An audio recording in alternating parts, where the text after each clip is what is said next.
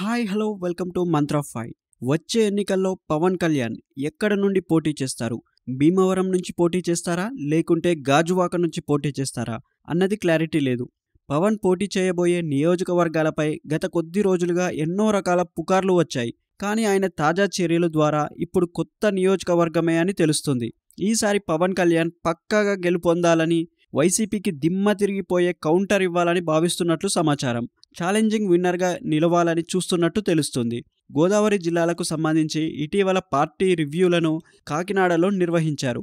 3 రోజుల పాటు సాగిన ఈ రివ్యూలో కీలక చర్చలు జరిపాయి. ఇప్పుడు మరో 4 రోజుల పాటు కాకినాడలోనే పవన్ సమీక్షలు చేయనున్నారు.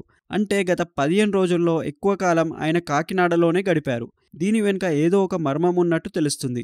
ముఖ్యంగా కాకినాడ అర్బన్ సీట్ విషయంలో పవన్ కళ్యాణ్ ప్రత్యేక జాగ్రత్తలు తీసుకోవడం ప్రాధాన్యత సంతరించుకుంది. ఇక్కడ సిట్టింగ్ ఎమ్మెల్యేగా ద్వారంపూడి చంద్రశేఖర్ రెడ్డి ఉన్నారు. ఈసారి ఆయన ఎలాగైనా ఓడించాలని పవన్ కళ్యాణ్ భావిస్తున్నారు. వారాహి విజయయాత్ర సమయంలో పవన్ భీషణ ప్రతిన చేసిన విషయం అందరికీ గుర్తుండిపోతుంది. ఎలాగైనా ఓడించి ఇంటికి పంపిస్తానని నేరుగా చంద్రశేఖర్ రెడ్డిని పవన్ హెచ్చరించారు. ఎవరో ఎందుకు, నువ్వే పోటీ చేయొచ్చు కదా అని చంద్రశేఖర్ రెడ్డి తిరిగి సవాల్ చేశారు. అందుకే పవన్ ప్రత్యేకంగా కాకినాడ అర్బన్ నియోజకవర్గంపై దృష్టి పెట్టినట్టు తెలుస్తుంది. అయితే తాజాగా పవన్ ఒక కీలక నిర్ణయం తీసుకున్నట్టు తెలుస్తుంది.